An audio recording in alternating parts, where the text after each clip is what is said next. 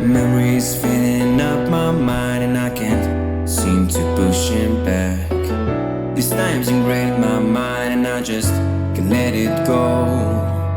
How did I lose the way through the things that really matter? These complications spin my mind, but I know I gotta keep pushing through. Yeah, I keep doing my own thing, yeah, never looking back again. I can get it, I can make it, yeah, I know it, and I'm never looking back again. Yeah, never looking back again.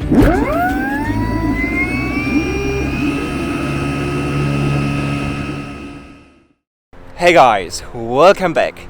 I'm currently here in Italy, flying at the third E-Glide competition, this time with the LAK17c FES, which is an 18-meter wingspan glider with a front electric sustainer.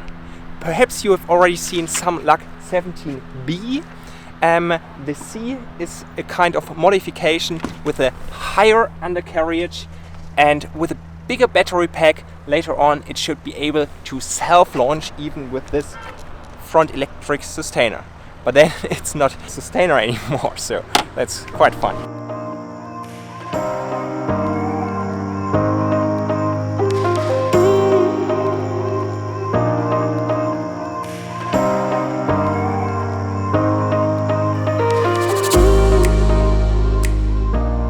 So first of all, let's have a look into the cockpit. Yeah, that's a nice canopy with a tilt-up panel. The best avionics in there, the most expensive ones. All in all, I'm very, very happy sitting in the glider. Also using the levers here for the flaps, for the air brakes. Everything is in reach and works perfectly.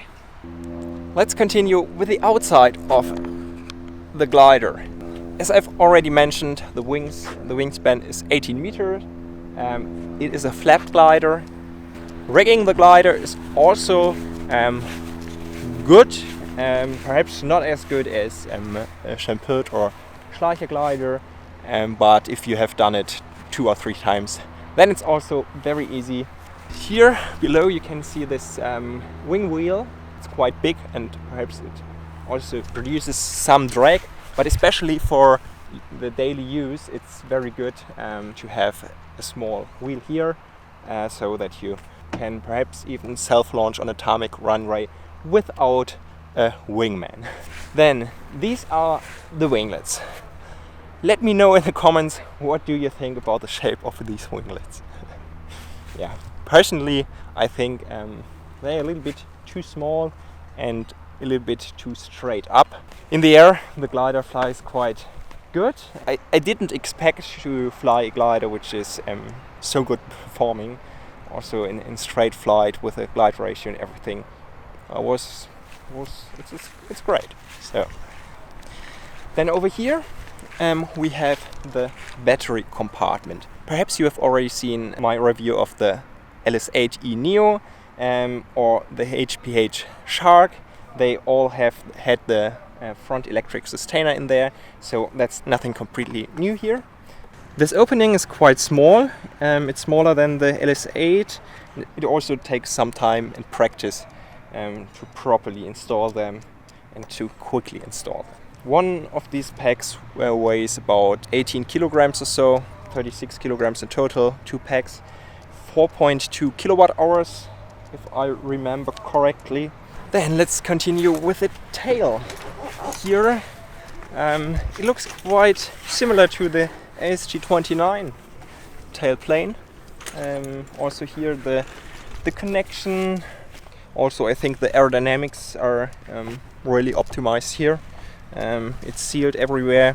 What's really interesting, they don't have any rudder cables at the outside of the fuselage. That's really good for the aerodynamics. And something special here at this glider, they don't use a tech probe, so it's only an electric compensated Vero in there, but it also works not as good as the Vario which I used in the LS3 during the waltz, but for standard Vario it's fine. But now it's time for me to get ready for the competition flight. The last thing here is to install this bridge. These are also fixed. And then let's switch on batteries.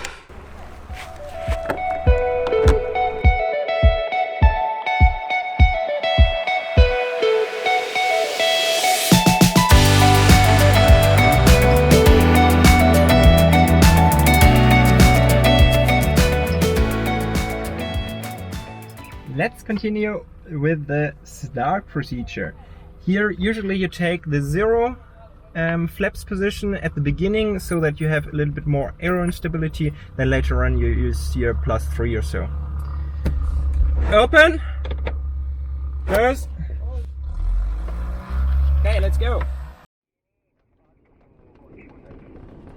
Aero instability is great.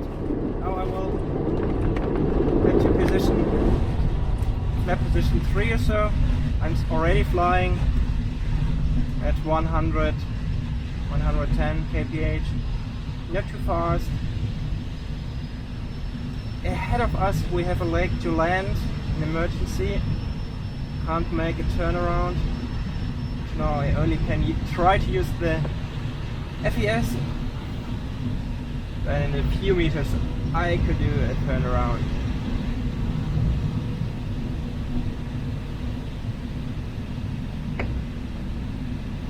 Fine.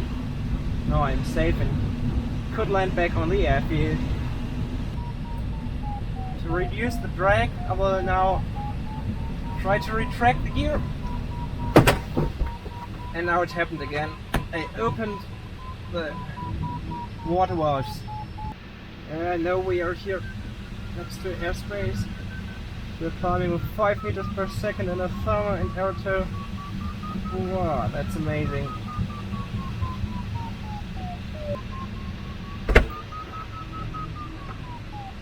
Okay, I'm out. Okay.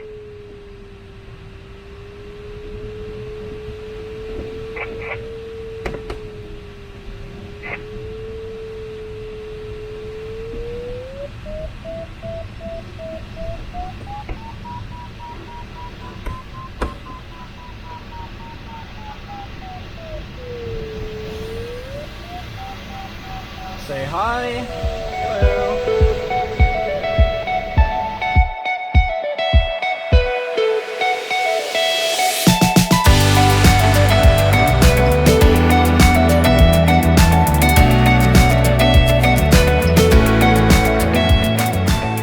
We have 7 minutes or 8 minutes till the start line is open, so I really need to hurry now.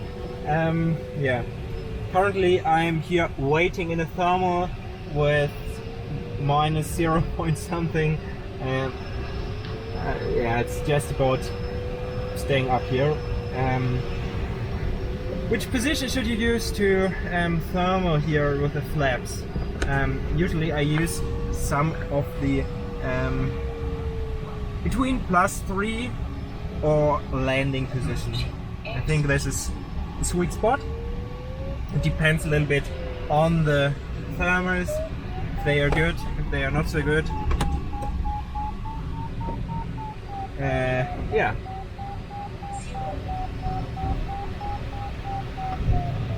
There we need to take care of the DG1000 or DG1001. Okay. Yeah. Then this here is the lever for the air brakes. Getting out. Also quite nice. They're working good. Good enough. They look a little bit smaller on the ground, but yeah, they are more than enough. And then, yeah, the right hand side I have already shown you the landing gear and the water ballast lever. Yeah. What I don't like, have a look here. This one is not horizontal compared to the LAK17c. Then the flower antenna is not in the middle compared to the to the thread here. That's something I'm not sure. I think it would be easy to change it to make the climb antenna in the center and everything nicely aligned. I personally really like when all those angles are properly. You need to fly straight, you need to thermal with, let's say, 45 degrees back angle and so on, and then that's easier and better if everything is properly aligned. But those are only small details, and even the customer at the end would be able to change it. 1,400 meters. Okay. Over there is the trim.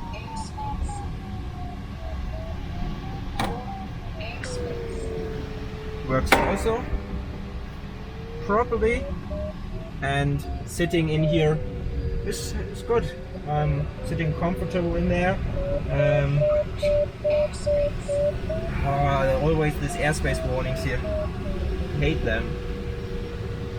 3, 2, 1, go. Start is open, start is open.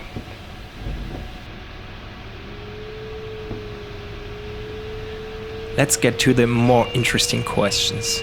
How does the glider fly?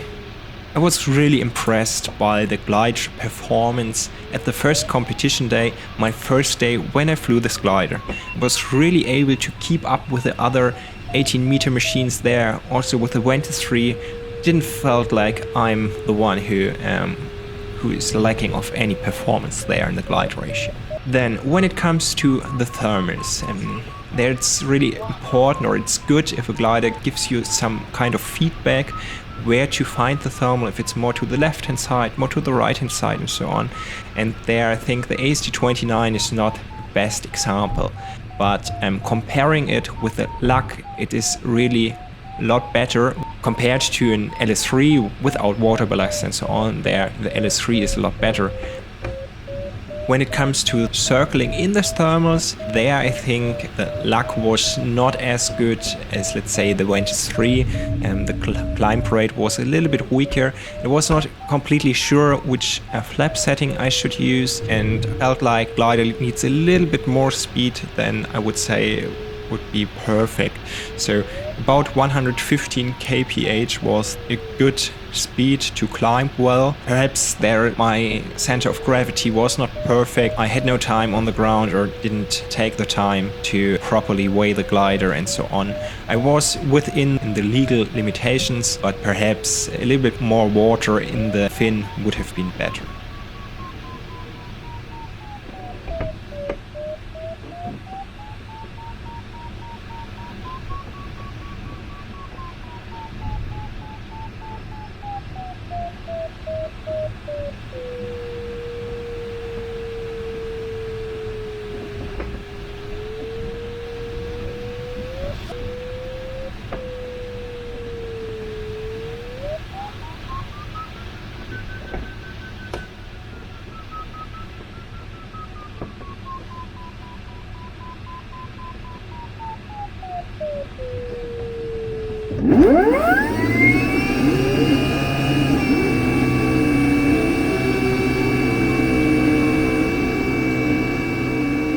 Is it the best performing 18-meter front electric sustainer glider on a budget at the moment? I think yes, it is a great glider for those of you who want to have the freedom, who want to make a self-launch if it gets certified for this, who just want to have the electric propulsion and have a great performing glider. Therefore, I think it is an amazing machine, and the price point is really less than other competitors, and for most of us it doesn't need to be a glider who wins a world gliding championship. And there are handicap classes, there are fun competitions, and also here at the E-Glide I didn't felt like I have a glider which is less performing than others because of the handicap factors. I hope you enjoyed this review of the LAK17c FES. If you want to see more reviews in the future, make sure to subscribe to this channel and hit the like button. But now let's enjoy the landing. Charlie final.